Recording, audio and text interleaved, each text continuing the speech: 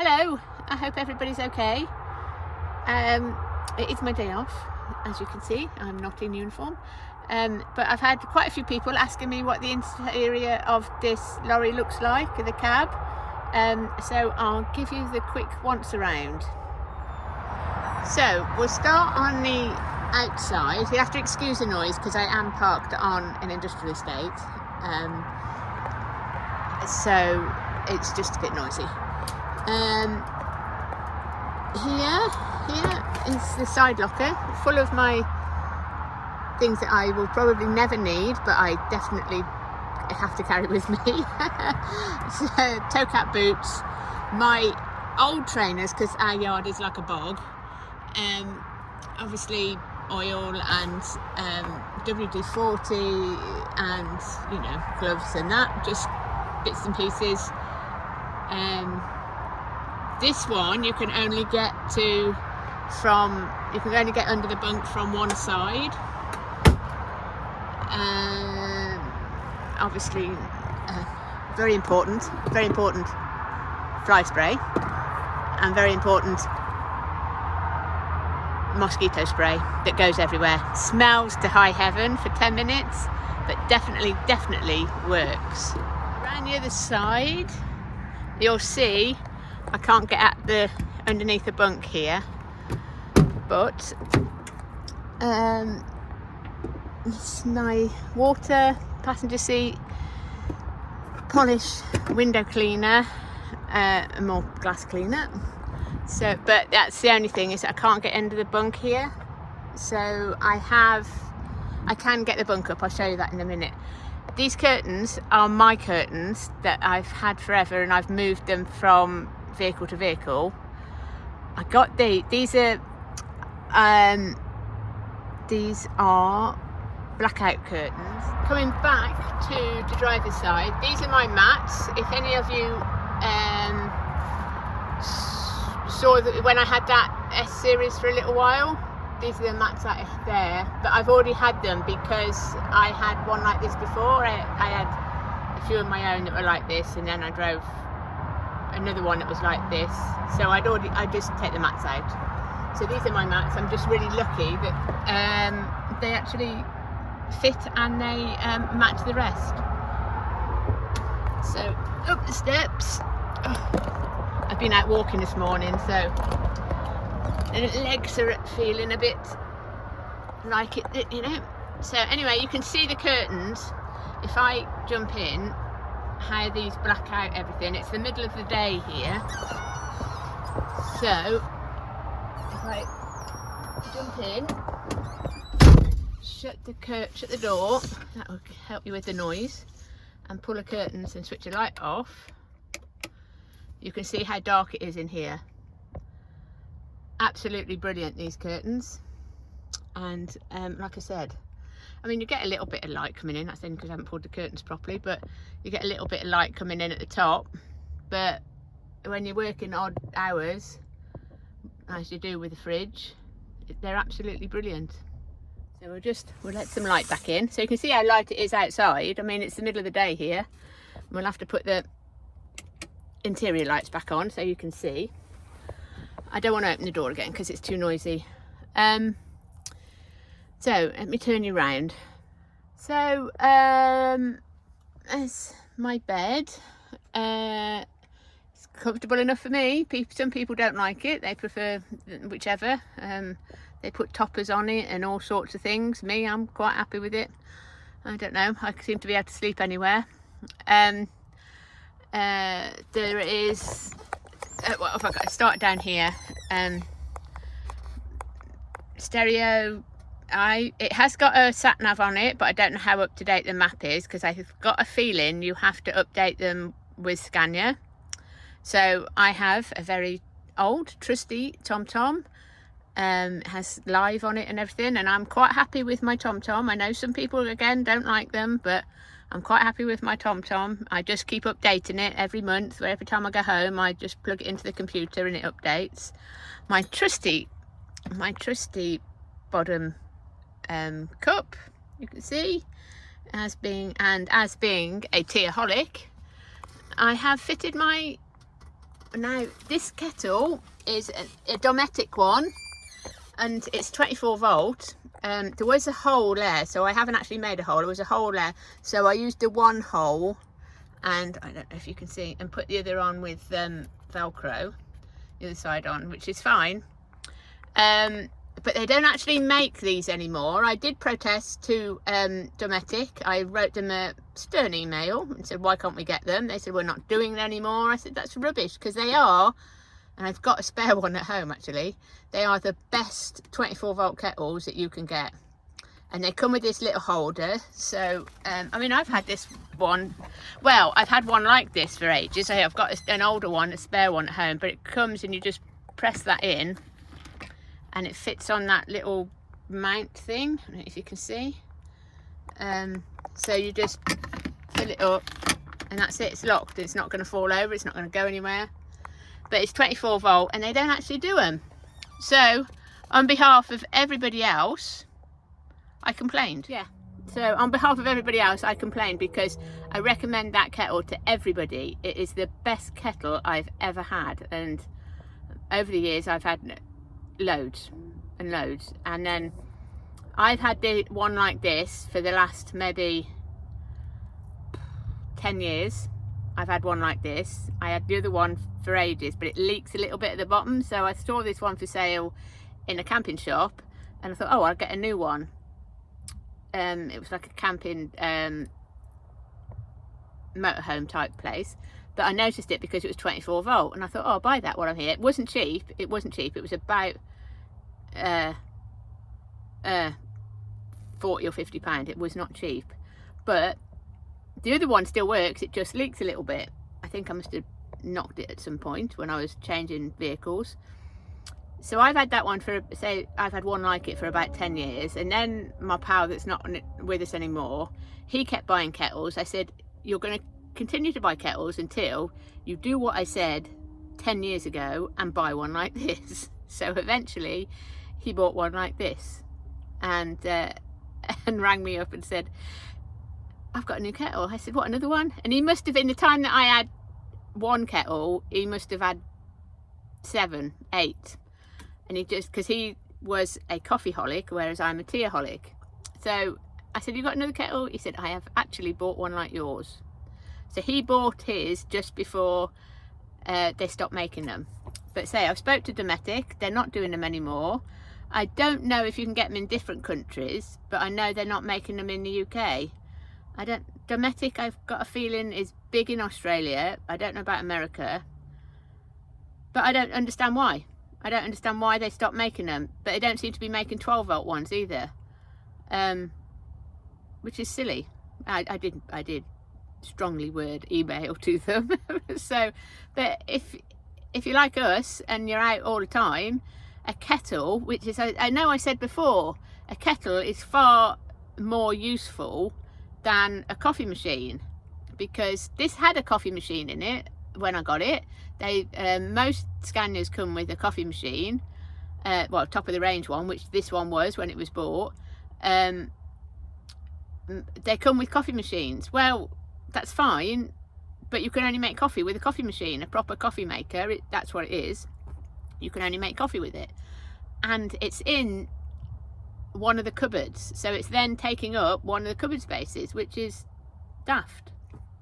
So a kettle is far more versatile, because all it's doing is boiling water. So you can use boiling water obviously for tea, me, coffee, Big Neil, but you can use it for pot noodles, you can use it for instant potato, you can use it for doing your washing. You know what I mean? Hot water is a kettle is far more versatile to boil hot water in than a coffee maker that only makes coffee. Anyway, that's me rambling for a minute. What else is in here that you might be interested in? So going up here, all vehicles in the UK have to have a height meter. This one is set a little bit higher than what my trailer is, but I know that. Sat nav is set at the right height, but that just gives a bit of a warning. That's my family, that's my son and my grandchildren, that's my mum and my brother and my nephew. There's storage on the top, these shelves. This is where the coffee maker was. Now there was a coffee maker and a toaster in here when I got this lorry, but it took up the whole of this space, and you've got nowhere to put your clothes, because this one has got a microwave in, a Dometic, you know, good microwave, but it's got a microwave, and it absolutely brilliant. It's got a great big inverter, which means I can actually plug my hairdryer into the inverter, so it changes from 24 volt like the lorry batteries to normal household electric, which is that what this is. The electric from this comes from, and that little extension plug, so I can plug my hairdryer in. Brilliant. So that's the microwave. You've got this one, which has got the most important thing in the world, the Yorkshire tea in, and some little not coffees, as my son calls them, because Mum, you can't taste the coffee in those little sachet things that I have. He says that's just like not coffee. That is just water. That is just coffee flavoured milk, is what my son tells me it is. So we call it not coffee. And my food is up there. And it's got a shelf here, which I keep other bits and pieces, and my hat that I got from Australia, just other bits and pieces, rubbish bags, my grandchildren, that's my granddaughter, that's my grandson, very important people. Smoke detector, I think it's, I'm not sure if it's working. Does it work if I press the button? No. They do tend to go off quite easily, so people take the batteries out. So what else can I show you? Oh, I put this is mine. This is a genuine Scania article. Go, genuine. I don't know if you can see that, genuine Scania article, and it's brilliant because and I've had it for years, and it goes in there. There is one in here, but there was one in here that the boss had, so I've left that one with him. This one's mine that I've had for years, and it just sits in there, and it keeps everything out the way. That's the tachograph. There you go. I'm on a break, so that's what that's doing. That's to shut the little man off that keeps talking at night. That button is. It doesn't stop it whistling when I go around the corner. That sensor still whistles, but you press it and the little man stops saying I'm turning left. That's that. I have a fan as well, although this has got a night pod at the top. I'm a little bit paranoid about them taking the batteries off, so I run the engine when I'm coming to park, half an hour away from parking. I run the normal engine air conditioning, so it's really cold in here, then park, and then when I go to bed I'll run that for a little while. I won't leave it running all night, because you know, I could get a jump start pack and all that sort of thing. I could just not care, and then it'll run the battery down, and then, you know, but I do care, and I look after whatever vehicle I drive. I look after it as if I own it, because I think while my boss is spending £10 or £100 or whatever money that they're spending on the vehicle, it's not going into my pay packet. So I can't turn around to them and say, any chance for pay rise? If I've done something dumb, let it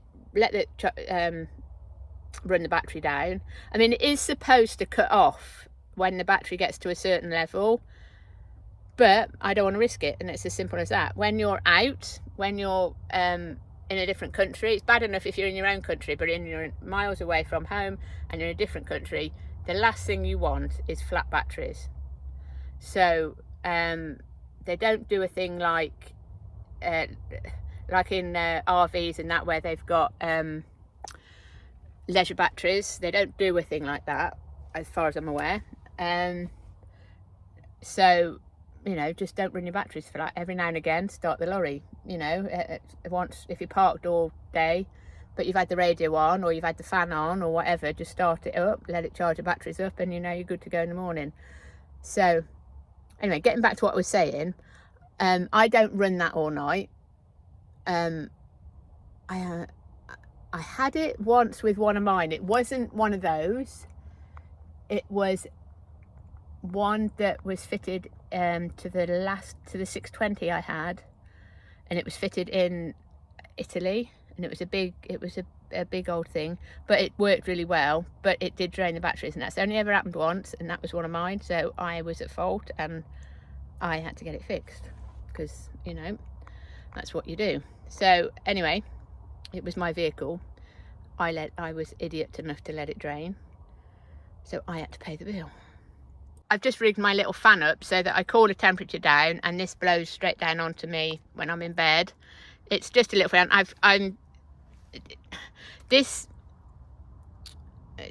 The hella plug, that, let me zoom you in, that is not a cigarette lighter socket, that is a hella socket. So it's got a different end in it. So that's the only one I'd got that would fit that plug, is this extension thing. So what I'm gonna do, this needs tidying up. I don't like this. I like the fan there, that's a good place, it goes down on me. It's a USB, so I need to get it into a USB. So what I'm going to do is change this when I get a minute. It just needs looking tidier. I don't like that. Too many bits, but at least the fan works at the moment.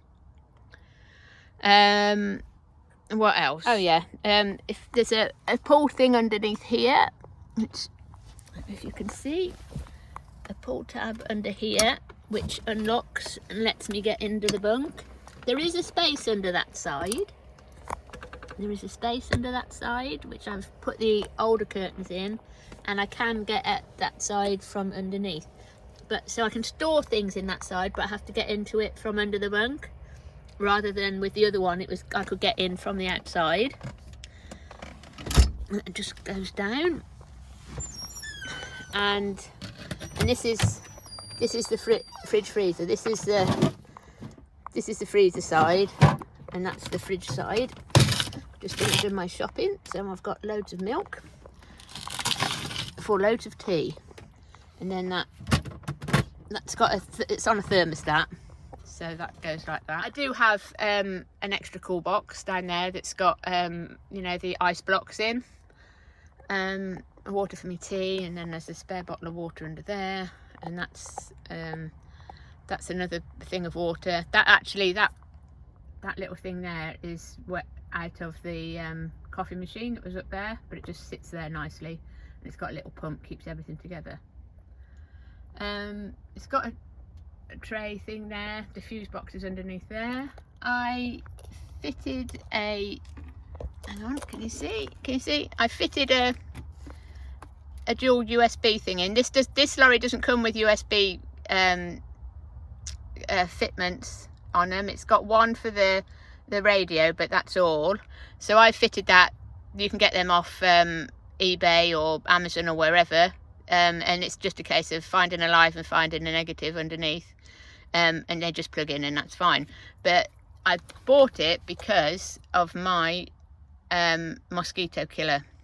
Now, I got this off Amazon. It was very cheap, that plugs into, that has little mats. Hang on, let me show you. That has, ouch, it's a bit warm because it's been plugged in. So you get these little mats. You can see the blue thing. That just doesn't start up that good. It's quite dark when you put it in, but because it's been in all day, and it clips down and it heats up. The little pad underneath, the little electric plate underneath heats up when you plug it into, that one plugs into the USB, and it sits there, and it doesn't smell or anything like that, but it's a mosquito repellent. You can get them that plug into I've got one actually. I've got one here. One moment. I've got this one, this old one, that plugs into a cigarette lighter socket. You can get them from a lot of places. Well, you can get them from abroad anyway. That one just plugs into the any cigarette lighter socket. And again, you can see the shiny bit underneath that heats up, and you put those mats in. Now the mats, just you can get the mats from most supermarkets. They come like that, and it just deters it doesn't kill mosquitoes, but it stops them coming in. And you can it just, I don't know what it fills the air with, but it feels, you can't smell it, it doesn't make any smell or anything like that, but they definitely work. I get these in bulk because I get bitten by everything. So but the USB thing is really handy. The sort of vehicle that if I decided to go back as an owner driver, that I would buy. Maybe a little bit newer, but even the newer ones are very similar to this. It does what it says in the tin. It sings along nicely. It pulls up and down the hills. I haven't got a complaint at all with the way it runs. It doesn't use any oil. I check the oil at least every other day, usually every day, but at least every other day. Doesn't use any oil. I've put, I don't know, since I've been driving it, I bet I haven't put 2 litres in it. I've hardly put anything in it at all. It doesn't use any water. It just sings along nicely. I haven't really done it, as apart from the curtains, because I prefer the blackout curtains, and they had some, I mean, whoever in Scania thought that those horrible brown curtains were nice must have been like a really beige person. Horrible colour. Anyway, they're under the bunk. They're filed for when if he sells the lorry again. And hopefully if he sells it, we'll get a new 660 or a 770. You know, I mean, I like this lorry. It does everything it says on the can. It's not as complicated as the Volvo. The Volvo definitely had a mind of its own. I mean, he's still got it. Clive's driving it now, I think. And again, he loves it, and it's not a bad lorry to drive. I actually did like driving it. And you know, if it was between the Volvo and the DAF, I would have definitely stopped with the Volvo. But no, I don't want to go back to a DAF, but that's just personal choice. I'm sure there are plenty of you that actually think the DAF is lovely, but I'm not one of them. But this does exactly what it says on the tin, and I'm quite happy with it. It's not very technical. It's not a 4 series, which I'm now showing my age. It's not a 4 series, so it's not complicated. When these came out after the 4 series, people like me were saying, oh, it's very complicated. And now we look at the new ones and think, oh, it wasn't complicated. The new ones are complicated, you know. So, but I've had a few people asking me what's the inside like. I'm only 5'4". There's plenty of room for me. There is 2 bunks in it. That's a bunk up there. I use it. That's my granddaughter's bunk, so she tells me. I use it for storage at the moment, but apparently it's my granddaughter's bunk. She can come with me like Daddy did. I'm coming with you, Grandma, just like Daddy did. I said, okay. But me and Daddy didn't really have a choice. Daddy just came with me everywhere. And like I used to say to him, Morrison's or Mauritius, you still got to come, mate. So we didn't have a choice, but I think her mum might complain if I run off with her daughter when she's only 3. So maybe when she's a bit bigger. But yeah, so I'm heading for the boat, and I will show you some scenes of leaving Portsmouth. It's very interesting. Portsmouth is a naval base, so I'll leave you with some scenes of sailing out of the dock. I hope you enjoyed it, and I shall speak to you next time. Don't forget to subscribe if you haven't already. I've got nearly 8,500 subscribers. Wow, I'm just like shocked and stunned. So we're heading for 9. You know, that'd be really good. So anybody that watching this that hasn't actually subscribed, if you could, it doesn't cost you anything, and it makes my day to think that you've actually taken the time to do that. But even a thumbs up or whatever, a comment, and how many people are watching from all over the place. Well, they say they're in different in different countries. I have absolutely no reason to say that they're not, or to even think that they're not. I just take it for granted that they're telling the truth. I would probably notice if they said they were on Mars or something, but you know, even I'm not that dense. But anyway, for those people that are in Arizona, Oregon, WA, Brisbane, Manchester, Glasgow, or even just in Ross. I know the guy that used to live next door but one lives in watches in Ross. So thank you. Norway, I think there's another guy in Norway, Sweden, Denmark that have mentioned. So I am and that I am impressed. And the guy that's in Belgium, Merci, you know, that's me schoolgirl French. So everybody that buys me a coffee, really nice of you, and it really does help me through the day. I do appreciate it. Anyway, stop rambling, woman, and I shall leave you to it. See you next time. Bye. So we've made it to the port in the sunshine, and this is happening. This is a Saga cruise ship, and it's doing a complete turnaround here. So the docker told me.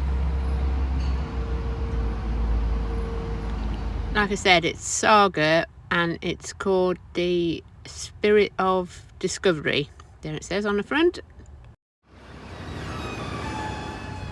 So all the passengers are getting off and new ones are getting on, but it's also being restocked with everything, as you can see, from beer to perfume to everything that's on the boat has to be restocked. And of course it comes on a lorry.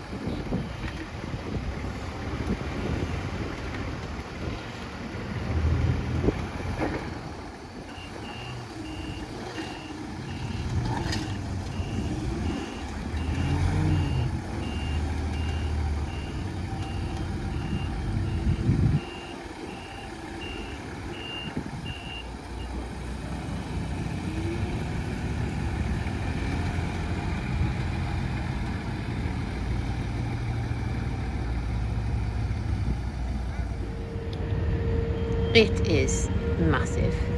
I mean, it probably isn't massive compared with some cruise liners, but look at all them rooms, and they're just the outside ones on this side. So everything that you get, from your sausages and your beans to anything that you get on that cruise liner has to be brought to it. So there are companies that specialise in ship stores. I did a bit for there's a video somewhere going back to the ship stores in Aberdeen. That was for the oil rigs and for the boats that service the oil rigs.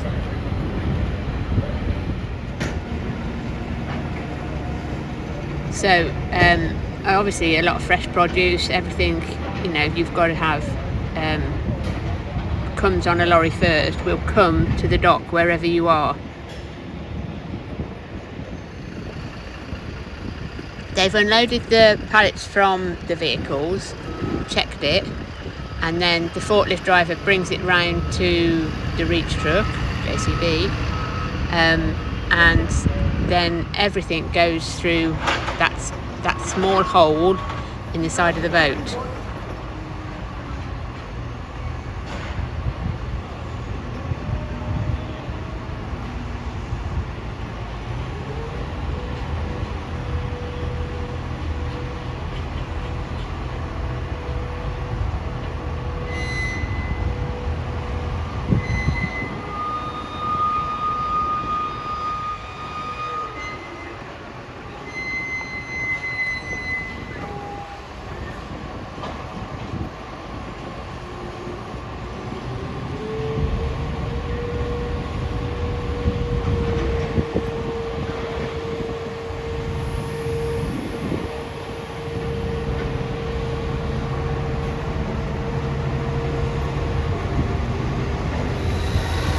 And they've got quite a good system going on.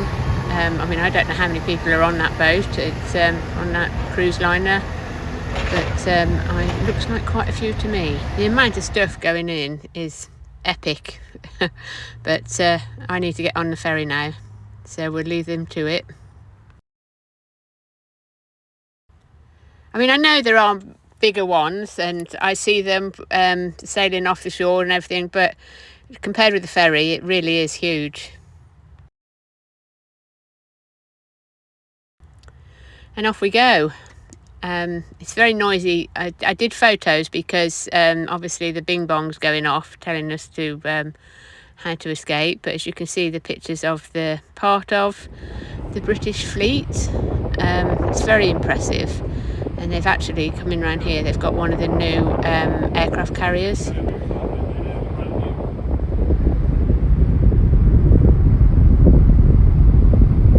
And when you see the fleet in like this, and there's the new aircraft carrier, it does make you realise that we are an island. And I mean, it doesn't look massive, does it? Compared with the old ones, it doesn't look massive. It's still impressive, and they're still sort of building it and still working on them. It is impressive, but it's just more compact, I guess. I don't know. I'm sure there's plenty of ex-servicemen or servicemen and women that my mum was in the Navy, by the way, that watch my videos and that can tell us all about it. But I just think it's quite impressive from this view.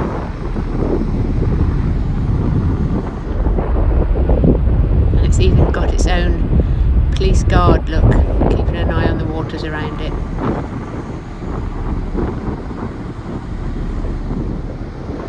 Now I was thinking I should consult my nerdy marine traffic app and tell you what the name of these boats are, but even I can see without that this is HMS Prince of Wales, who Prince of Wales is now Prince William, by the way. And so this must be the second of the Queen Elizabeth class aircraft carriers. I could be completely wrong, and I'm sure somebody will correct me, but I know there was one before this. And there's more policemen keeping an eye on it. I think it's well guarded by the look of it.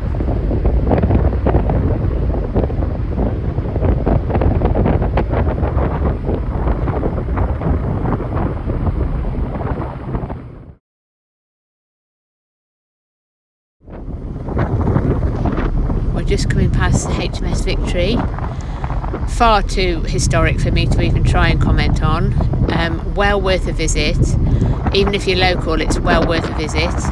I went many years ago, when I was about 17, 18. I must have been 18 because I came down on my motorbike with a friend of mine, and we were both impressed. We had a great time just wandering around there, me and her. But yeah, well worth a visit.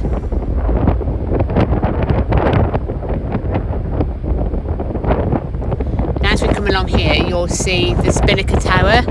It all lights up at night. You can go to the top of it. You pay an entrance fee, and part of that entrance fee goes to Macmillan Cancer. They are the nurses that help terminally ill cancer patients. It's very impressive. I've been to the top of there as well. There's a cafe at the top, and there's also a wedding venue at the top. But the view from there, I think they abseil as well down there for some reason. Some lunatic throwing himself off. But yeah, you can see all over the old Portsmouth, which is this bit here. This is the White Link ferry. This goes to the Isle of Wight. Obviously it has to stop while the French ferries go out, and well, the French and the Spanish, the big ferries, they go out, and the cruise liners obviously have to stop them. So as well as it being a ferry port and a very busy industrial port, a lot of the bananas come into the UK, and the fruit that come from South Africa and that comes into Portsmouth. it's a very, very historic place. I mean, there's naval schools and universities here. As you walk round, it's some of the buildings are absolutely stunning. I find it interesting anyway, but then I like history, and you look at some of these old walls, and they've been here for centuries and centuries, and some of the old churches and that sort of thing. I find it a really interesting place. When I'm on a 24-hour break, I'll go out and I'll walk around. It's one of those places that every time you turn around a corner, there's a new piece of history that you haven't seen before, or an old piece of history that you haven't seen before. Let me put it that way.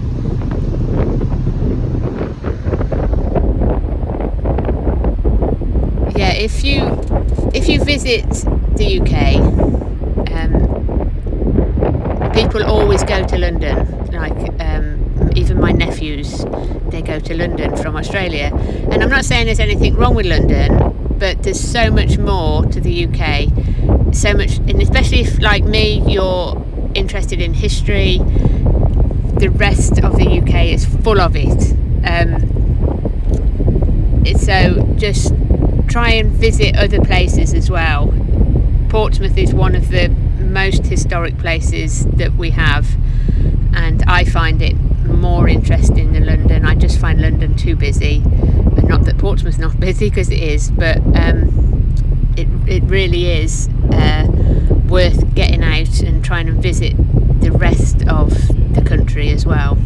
So I'm going to leave it there. I hope you enjoyed this one, a little bit different, and I will catch up with you next time. Don't forget to subscribe, and I shall see you soon. Bye.